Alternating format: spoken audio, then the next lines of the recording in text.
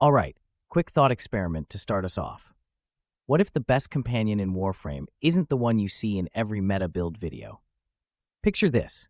You load into Steel Path, enemies are swarming, and the pet you barely thought about is doing something wild, spreading viral across the map, yanking mobs into a tidy ball, or quietly keeping you invulnerable with perfect shield gates. No flashy gimmicks, just real, fight-changing value you can feel. That's the angle of this video. I want to show you a few companions you know, a few you don't, and why swapping your buddy might be the biggest damage or comfort upgrade you make today.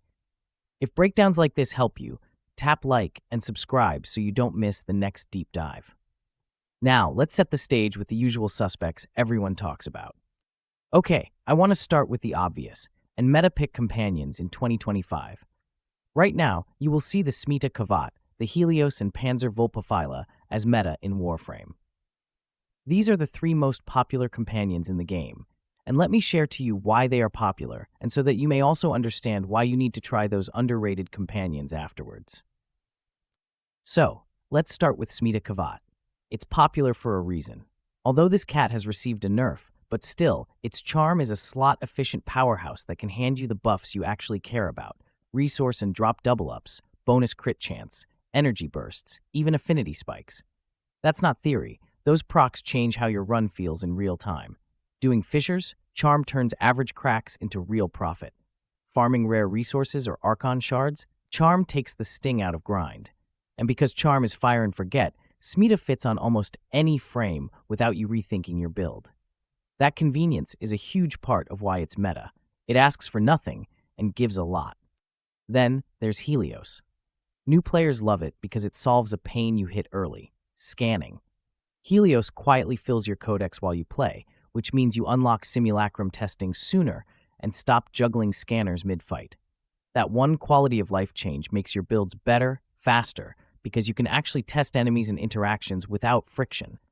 And if you keep Helios longer term, Deconstructor's unique behavior and detect vulnerability can still add value, but the big hook is, it lets you focus on playing, not scanning. That's why people recommend it on day one and keep recommending it years later. There's also the Nautilus, which is the grouping specialist. Cordon is the headline. It yanks enemies together from a generous radius, so your melee slam, nuke, or big AoE can wipe the room in one clean swing. For players who love tidy kills or rely on heavy attack builds, that cluster means faster clears and fewer stragglers. If you've ever chained red crits through a perfect pile, you know why Cordon is loved in grouping setups. It turns chaos into order, and order into dead enemies. And of course, the Panzer Volpaphyla. This one stays meta because it solves two problems at once. First, it basically doesn't die. The devolution mechanic lets it go larva instead of actually being gone, so you don't babysit it. Second, Viral Quills primes Viral passively and constantly. Viral is the best universal damage amp for most builds, and getting it for free while you sprint through rooms is huge. No setup, no management. It just works in every tile set, every mission, and especially shines at high level where priming and uptime matter most. That's why you see it everywhere. Okay, those are great, but they're not the whole story. Warframe has more companions than the top four, and some of them do things that can supercharge your build in ways most players never try. This is where it gets fun. Let's talk about underrated companions and why you should actually use them. First up, Diriga, the Sentinel almost nobody talks about unless they're running clever melee setups. Diriga's Arc Coil Precept is the secret sauce. It lets your Sentinel weapon apply the elements you mod on it, which means your pet becomes a little status machine that helps stack multiple procs for condition overload. This is perfect for frames who want their melee to hit like a truck without spending extra time priming. Now add Electropulse. This is where it gets crazy for melee players using melee influence. Electropulse gives you the electricity status you need to trigger Influence's effect, even if your melee build doesn't have an electric mod slotted. In short, Diriga does your element spreading for you, cleans up the priming, and lets your melee spend its slots on raw damage and crit instead of status padding. You swing. Diriga sets the table. Your heavy attacks melt rooms. Quick tip while we're here, because this matters for every companion you own. If a companion has an active skill precept, something it casts, put that precept in the first mod slot. Precepts higher in the order run more often, so treat slot 1 like priority. Second, the Manifold Bond mod is a sleeper MVP. It reduces cooldowns on your companion's abilities, which makes precepts like Cordon, Charm-like effects, or other actives trigger far more often. Why is that a big deal? Some companion precepts have hidden cooldowns you never see in the description. Guardian, for example, sits on a long cooldown, around 30 seconds. With Manifold Bond, you take back a lot of uptime, and in Guardian's case, you keep your shield gating loop tight and reliable. If you're playing around invulnerability windows, that consistency is everything. Next, Hounds. These robotics can be built with the Heck, Garm, and Sella components, and then you slot synergized Prospectus. Think of a Hound as a wide-area status sprinkler with better reach and reliability than people expect. Like Diriga, it can apply the elements you mod on its weapon, but in practice, Hounds prime more bodies, more often, and really come alive with Manifold Bond in the mix. If you want fast, brain-off condition overload priming at steel path speeds, Hounds are my favorite sleeper pick. They work on every tile set, they don't need babying, and the status coverage smooths out your kill cadence in a way you'll feel after one mission. Now, Hurras Kubro. If you run caster frames or glass cannons, this dog is a cheat code. The Stalk precept grants you invisibility as long as enemies are within range, and that changes how you mod and play. On Protea, you can skip extra survivability and let Blazing Artillery do its thing while Hurras keeps you off the threat table. Mag players spamming abilities love it. Styanax casting and moving feels safer and smoother. Even Zaku's running gun style benefits because you're not drawing aggro while stripping guns and deleting armor. And here's what pushes it over Shade Prime for me. Today's Beast Companions can run loot-friendly mods and bonds that make resource runs feel better over time, while also giving you vacuum-like pickup with Fetch and better radar with Animal Instinct. You stay invisible, you pick more stuff up faster, you see more loot on the minimap, and you keep moving. That combo makes Hurras a real farmer's best friend. Let's talk Jin, the sentinel that refuses to stay down. Reawaken is the obvious selling point. It keeps the sentinel coming back in long missions so you don't lose your utility mid-run. But the second precept, Fatal Attraction, is the part most players sleep on.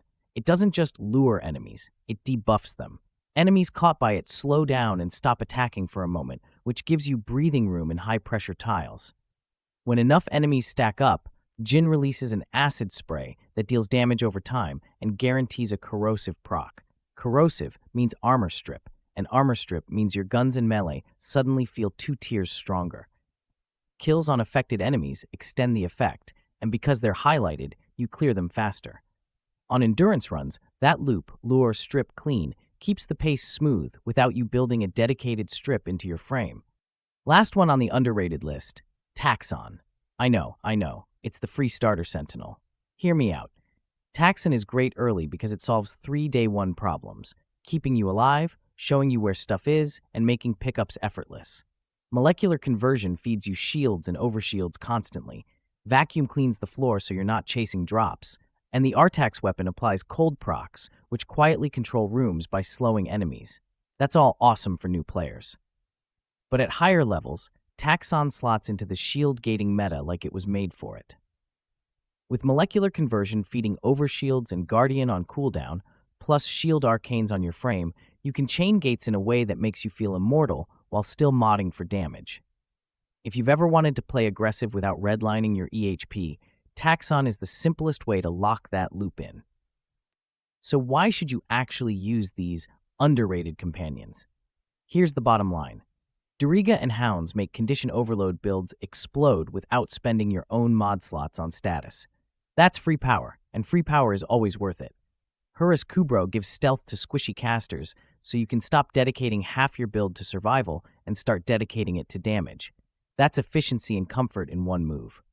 Jin gives you a durable, hands-off way to control space and peel armor without swapping frames or hands. That's pace and safety. And Taxon gives you the most reliable, low-maintenance shield gate loop in the game while keeping your movement clean and your floors vacuumed. That's survivability with 0 button presses. Each one answers a real pain point and trades almost no effort for real gains. Let me stitch this into a few fast scenarios so it's concrete. You're running a melee build and the flow feels off. Sometimes you one-shot, sometimes you don't, and you can't figure out why. Slot Dariga, or a hound with the right status elements, turn on Manifold Bond, and watch your lows disappear because the primer is always on time. You're a Protea main, and you hate modding for survivability because it crowds your build. Run Huras. You'll feel the difference the second you walk past a pack untouched and your turrets keep humming. You're pushing an hour in survival, and your sentinel keeps dying. Jin says, try again, and Fatal Attraction clears your path. You're learning Shield Gate, or you just want to face tank while you nuke? Taxon is the easiest, laziest way to get that comfort locked in. One more small thing that ties this all together. Treat your companion like a core part of your build, not a passenger. Put active precepts in slot 1 so they fire more often. Use Manifold Bond to slash hidden cooldowns. Add the right status combo to their gun to match your condition overload plan. On beasts, keep Fetch and Animal Instinct on so your flow stays fast and your pickups clean. And if a mission needs grouping, consider swapping back to Nautilus for Cordon. It's okay to change your companion per mission. You change your gun per mission. This is the same idea. If this gave you one, oh wow, I need to try that moment, hit like and subscribe. It tells me to make more videos like this and helps more players find builds that feel good to play. And I want to hear from you in the comments. Which companion carried your run when you least expected it? Are you Team Huras for stealth, Team Jin for endurance, or Team Hound for status fireworks? Drop your picks and your builds below. I'll pin a few that other players can copy. To wrap up, the meta picks are strong because they save time and add passive value. Smita makes loot and buffs painless. Helios ends scanner chores and speeds up learning. Nautilus keeps your kills clean and fast. Panzer gives immortal viral priming with 0 effort. But the underrated companions can change how your build feels. Dariga and Hounds make your melee sing. Huras makes casters fearless. Jin keeps the room under control. Taxon turns shield gating into a lifestyle. Try one of these in your next run and see how it shifts your rhythm. Not flashy, not clickbait, just real tangible upgrades you'll feel in the first mission.